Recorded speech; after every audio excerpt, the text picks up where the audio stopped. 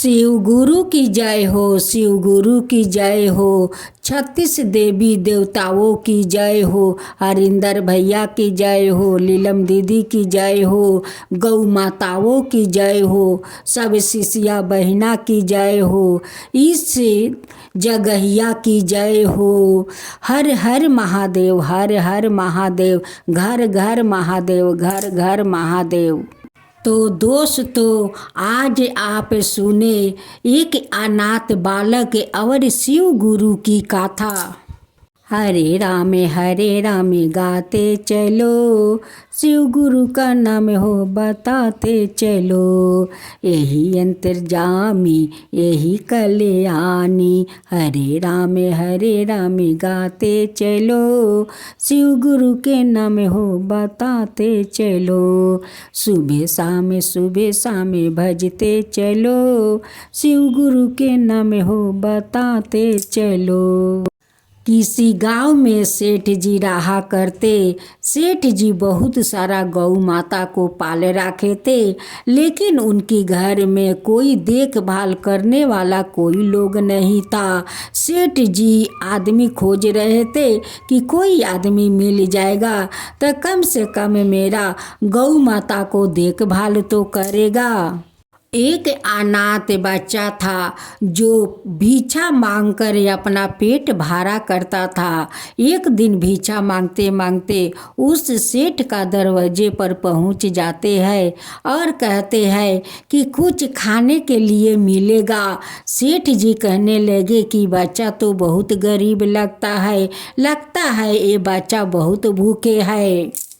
सेठ जी घर के अंदर जाते हैं और उस बालक के लिए कुछ भोजन लाते हैं और कहते हैं कि बालक इस भोजन को तुम कर लो।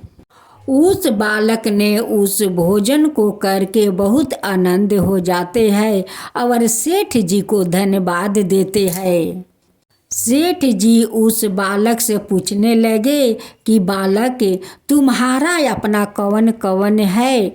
बालक कहने लगे कि सेठ जी हमारा तो नहीं कोई है, नहीं माता पिता है, नहीं मेरा घर द्वार है, अपना कोई नहीं है, मैं तो अनाथ हूँ। सेठ जी कहने लगे कि देख बालक, तू मेरा गौ माता का देखभाल करे, तू मेरा यहीं पर रह जा, तुझे भिक्षा मांगने का कोई ज़रूरत नहीं है। आज से तू कभी भिक्षा मांग कर अपना पेट नहीं भरेगा। सेठ जी उस बालक को कई वस्तु देते हैं और कहते हैं कि बालक इस वस्तु को लेकर तू रोज स्नान कर और रोज इस वस्तु को पलटाया कर। सेठ जी उस बालक से कहते हैं कि देख बालक, जब तू स्नान करने जाएगा आते समय कुछ फूल मिलेगा तो लेते आना। एक छोटा सा तालाब था। उस बालक ने उसी तालाब में स्नान करने जाता, जंगल से जाकर कुछ भांग धतूर बेलपाता ले आता और उस एक पाथर पर राख कर वो स्नान करने चले जाते। जब स्नान करके आते तो कपड़ा छोड़ते समय उस कपड़ा का पानी उस पत्थर तक पहुंच जाता। सभी पत्थर में तो भगवान का वास होते हैं। जब वो लड़का कपड़ा छोड़ता और उसका पानी सारा उस पत्थर तक पहुंच जाता, उससे भोलेनाथ बहुत प्रसन्न हो जाते कि आज ये बालक तो मेरा पूजा तो किया। जब जब बालक भांग धतूर फूल पत्ते तूर कर ले जाते, तभी उस पत्थर पर राख कर वो स्नान करता। जब कपड़ा छोड़ता उसी कपड़ा के पानी बहकर उस पत्थर तर पहुंच जाता और शिव गुरु तो आनंद हो जाते। ऐसे करते करते कुछ दिन तो बीत गया। एक दिन शिव गुरु सोचने लगे कि ये लड़का के कारण से तो मेरा पूजा हो जाता है, मेरा पूजा तो कोई नहीं करता है, लेकिन ये लड़का तो मेरा पूजा करता है, मेरे ऊपर फूल राख कर वो स्नान करता है और उनकी वस्तु के पानी आ करे, मैं तो खुश हो जाता हूँ, मेरा प्यास बुझ जाता है। फिर उस अनाथ बालक दूसरा दिन जाकर फूल ले जाकर उस पाथर पर रख देता है। स्नान करके वो कपड़ा छोड़ता है या उसकी पानी उस पत्थर तक पहुंच जाता है। तभी न उस पत्थर से आवाज़ आता है कि बालक, तेरे पूजा से मैं बहुत प्रसन्न हूँ, आज तू मुझसे कुछ मांग ले। तब बालक इधर उधर देखने लगा कि कहाँ से आवाज़ आता है, यहाँ पर तो कोई आदमी नहीं दिखाई देता है, ये आवाज़ कहाँ से आता है। लेकिन उस बालक साहसी और हिम्मत वाला था, वो कभी डरता नहीं। वो कहता कि कोई भूत बैताल होगा, छोड़ो, उससे मेरा लेना देना क्या है, उसको तो मैं कुछ बिगाड़ता नहीं हूँ कि वो मुझे बिगाड़ेगा। उस बालक नहा धोआकर फूल लेकर मालिक का घर चला जाता है और सेठ जी का फूल दे देता है। तब जाकर गौ माता का गौशाला में जाकर गौ माता को स्नान कराता है, उनका चारा देता है या बहुत गौ माता का सेवा करते हैं। जब फिर दूसरा दिन उस बालक उस तालाब में स्नान करने जाता है, उनके पीछे पीछे आदि गुरु अपना भेष बदल कर एक साधु का उनके पीछे पीछे जाते हैं। उस बालक से पूछते हैं कि बालक, तेरा कवन कवन है। बालक कहता है कि साधु बाबा, मेरा तो अपना कोई नहीं है, नहीं मेरा घर दुआर है और नहीं मेरा अपना कोई माता पिता है, मैं तो अनाथ हूँ और अपना मालिक का गाय माता को देखभाल करती हूँ। फिर उस दिन लड़का स्नान करके वो मालिक का घर जाता है या गौ माता का सेवा करने लगता है। जब बालक दूसरा दिन फूल ले जाकर उसी पाथर पर रख कर वो स्नान करता है, जब स्नान करके वो कपड़ा छोड़ता है, उसका पानी बहकर उस पत्थर तर जाता है। वैसा ही शिव गुरु प्रकट होते हैं, लेकिन शिव गुरु का तो मुंडू नहीं था और कहते हैं कि बालक देख, तेरा श्रद्धा भक्ति देख कर तो मैं बहुत प्रसन्न हूँ, आज जो चाहे सो तू मुझसे मांग ले।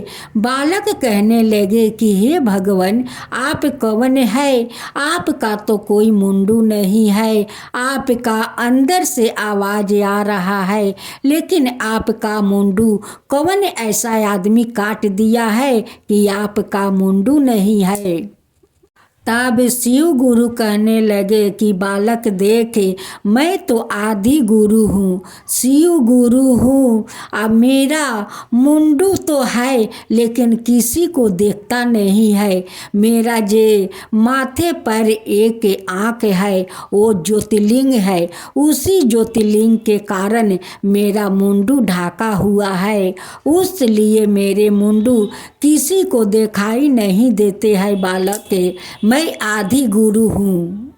शिव गुरु कहने लगे कि बालक, तुम मुझे अपना साथ ले चलोगे। बालक कहने लगे कि भगवान, मेरा तो कोई अपना घर नहीं है, ठीक है, मैं जाकर अपना मालिक से पूछूंगा, वो अगर बोलेंगे कि ठीक है गुरु को घर ले आओ तो मैं आपको श्रद्धा पूर्वक ले चलूँगा, अगर नहीं बोला तो मैं यहीं पर आपको रोज़ मैं पूजा करूँगा।